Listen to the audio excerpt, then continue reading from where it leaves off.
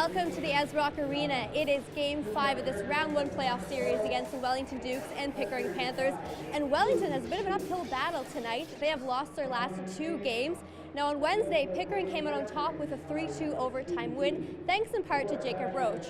I'm Lindsay Herron. I'll be talking to Roach and other players throughout the game. But first, let's send it up to our commentators, Harper Cody and Jason Parks, with the call tonight. Thank you, Lindsay. Good evening and welcome to another edition of OJHL Tonight on your TV. Playoff edition. It is Game 5 between the Pickering Panthers and the Wellignton Dukes. Harper Cody alongside Jason Parks. The series tied at 2 coming into this game. In critical Game 5 there. And Trenton and Aurora scoreless through the first intermission. And it's in! Oh my goodness, we have our first goal of the game. Jeff Lawson fired it from just outside the blue line, and it goes in on Ethan Langevin. Oh my goodness.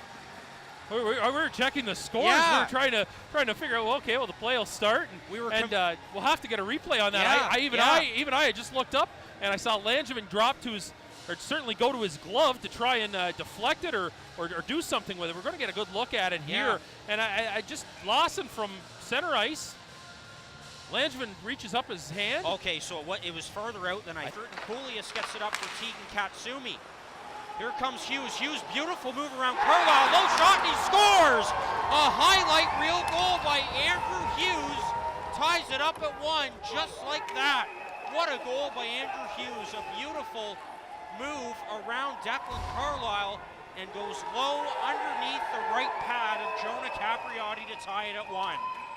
A couple of times the Wellignton Dukes look like they have Andrew Hughes sort of concealed or sort of held up there, and there you see he walks through Carlisle, and then the puck, and I don't think he got too much on this puck. I was just going to say, seemed to fan on it a little bit in the second, but then followed up shortly after by the Pickering Panthers. Andrew Hughes third, his 5th point in 5 games, and that one squeaks in.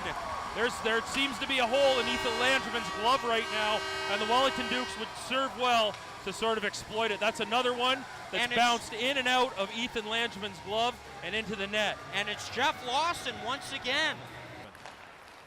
No, I definitely have to agree with you on that, Jason. And Doyle comes in with the puck. Out front for Mandonka, and he scores! Mitchell Mandonka from Colin Doyle. Well, a strange situation here. Maybe we'll get to see it. A Pickering Panther blew a tire right at the blue line. And Jeff Lawson. And the final minute of the third, Lawson sends it down the ice, and that will do it for Game 5. The Wellignton Dukes come back after losing 2 in a row, and they will head into Game 6 Sunday night in Pickering.